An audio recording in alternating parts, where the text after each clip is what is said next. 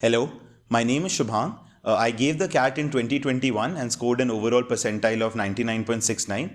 I was lucky to receive call from a lot of old IIMs such as IIM Bangalore, Calcutta, Lucknow, etc. And I converted almost all of my interviews. Currently, I'm pursuing the PGP program at IIM Bangalore. I've been here for almost more than a month now, and through this video, I would like to share my strategies about how I cracked the CAT and tackled the different sections within the exam.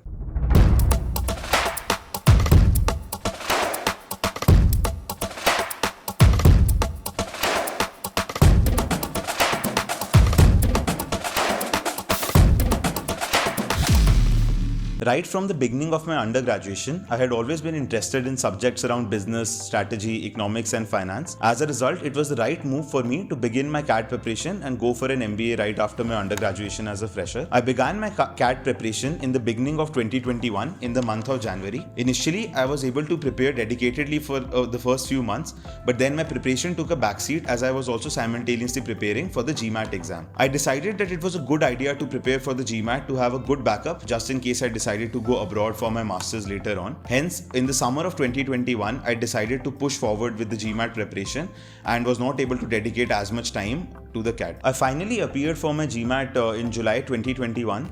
Luckily, my self-study strategy worked and I was able to score well enough in it over 2-3 months of self-study. After this, once again in August, I had my placement season since I was in the final year of my engineering degree. Once again, CAT had to take a back foot because of the same. But once I got placed in the middle of August, CAT became my prime focus and I started to push towards the different sections and start giving mocks more religiously. I truly believe that giving the GMAT helped me improve on my verbal section. In the GMAT, the verbal is of a slightly higher level than in the CAT, and as a result, practicing those level of questions and appearing for that exam definitely helped improve my VARC section in the CAT.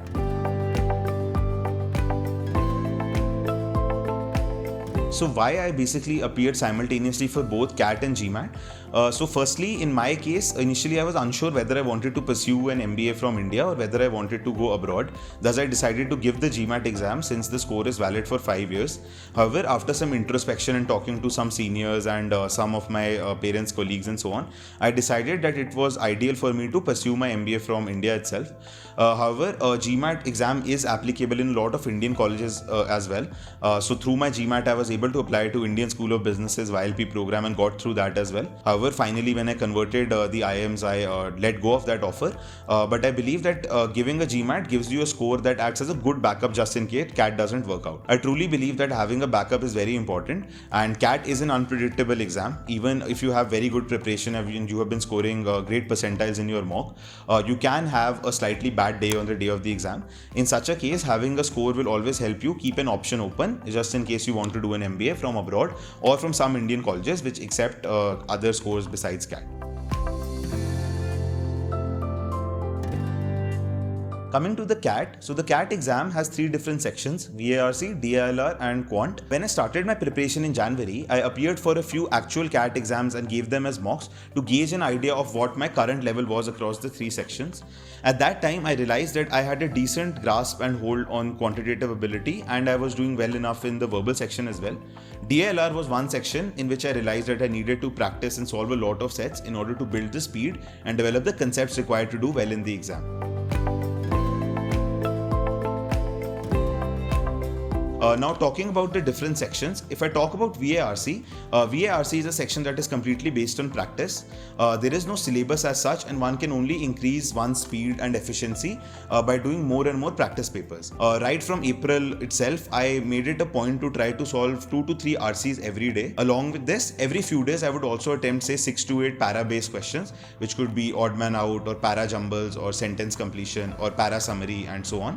By the time that I reached October, I realized that I had developed a good speed and a good hold on most of the different type of questions that were coming in VARC and was able to also score it at a good accuracy. In VARC, it is also important to continuously keep reading. While I personally did not read a lot of books, I did read a lot of different types of articles on the internet or through newspapers and editorials. It is important to keep reading to basically increase your speed and learn how to infer and derive insights from large paragraphs, because in the actual CAT, a lot of the RCs are very dense and very long.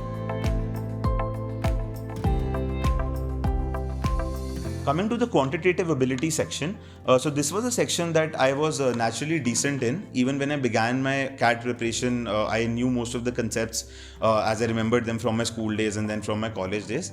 Thus, what I needed to do basically was to revise my concepts and increase my speed to ensure that I am not making mistakes and that my accuracy stays high enough, because the CAT has negative marking. So in Quant, my strategy was mostly just to focus on my weak areas. For example, geometry and number system were some areas where I suffered or struggled a bit. So I focused most of my time in these areas to develop strength in these particular concepts. In the other areas, I was particularly comfortable, so I mostly focus on mock taking and increasing my speed through practice. In Quant, one tip or one suggestion I would give is to maintain a formula notebook or a notebook of some important concepts or some trick questions that appear repeatedly in the CAT exam. This helps a lot during revision. At the same time, in case you do feel that you're weak in certain areas, like in my case it was numbers and geometry, you can refer to resources on the YouTube or on blogs about CAT to strengthen those areas.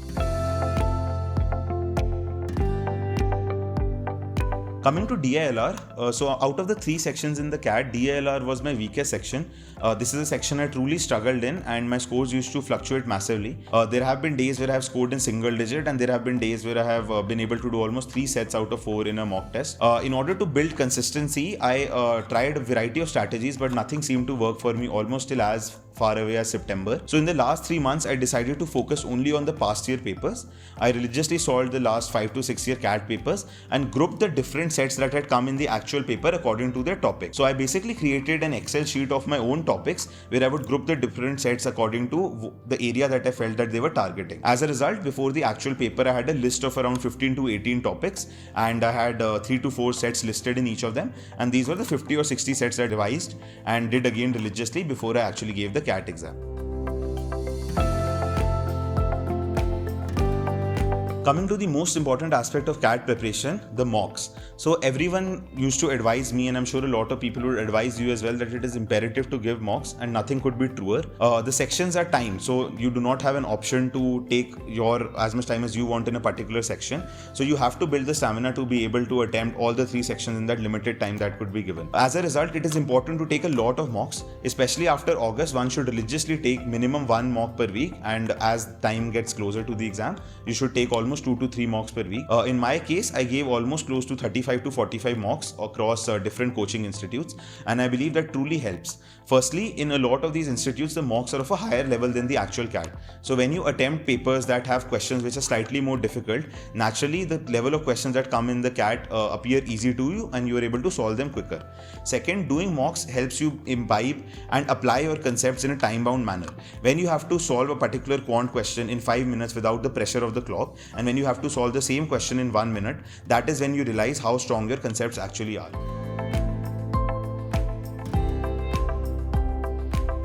Now, coming to the day of the exam, after almost 8 to 9 months of preparation, it is very important that you are in the best frame of mind when you go to actually attempt the CAT, so that your efforts can bear fruit. So I believe it is very important to be in a good headspace on the day of the exam to be able to maximize your efforts. And no matter how one section goes, every section is independent of itself, and there should not be a backlog of the previous section going into the next section. And thus you should try to ensure that you attempt every section to the best of your ability.